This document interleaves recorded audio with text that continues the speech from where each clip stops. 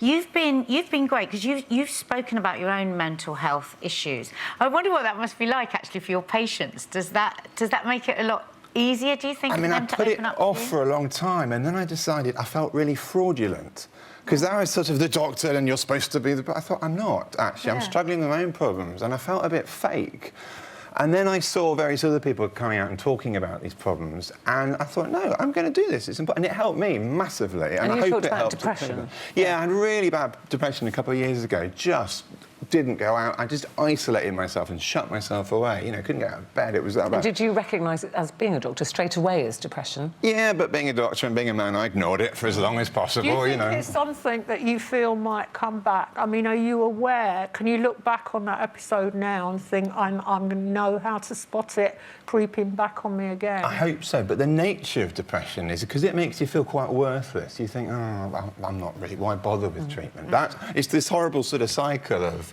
But a lot of the people in the show, you know, similar things, I think it's great really that you did acknowledge it and come out, because you know, if I was suffering with that, I'd know that you would have empathy because you've been through it. So I think it's good for a doctor to go, actually, I know exactly how you feel. Because I've been there and done that. And come out the other side. I hope so. It was good for me, and I hope it was good for other people. We'll see.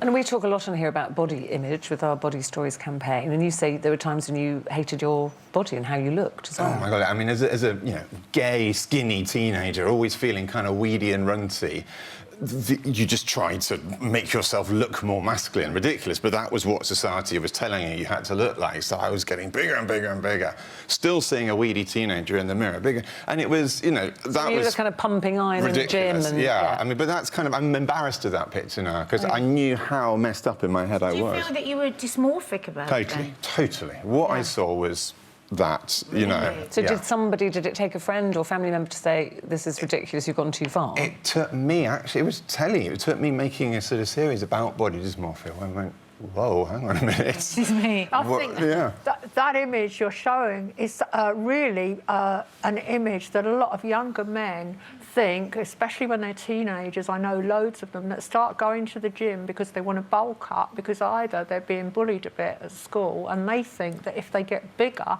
it will stop. But there is a danger to it, isn't there? And I'm embarrassed about that picture because I think that, you know, as a figure in the public eye, people look at that and go, well, that's how I've got to look. No, it isn't. That's not a normal, natural way of looking. And boys are as affected as girls now, aren't they? It used to be more girls, but now they've, with social media and people posting pictures, and all the boys are buff and six-packed, and boys are now starting to suffer with this. And the sort of health and fitness industry, it's just all plastic people, and boys as young as 8 now are starting dieting and working out in the gym and taking supplements already because they believe there's an ideal of body. I've heard, and exactly what happened to my friend's son, and she was distraught because it started at like 12 or 13 and then he became totally addicted to the gym. I had this awful moment where I thought, oh my God, I'm part of this problem, you know, without really meaning to. Is it still, because I mean, it's not easy to rid yourself of that kind of a demon, is it? Is it something that you have to work on every day, not to slip back to It's like, you know,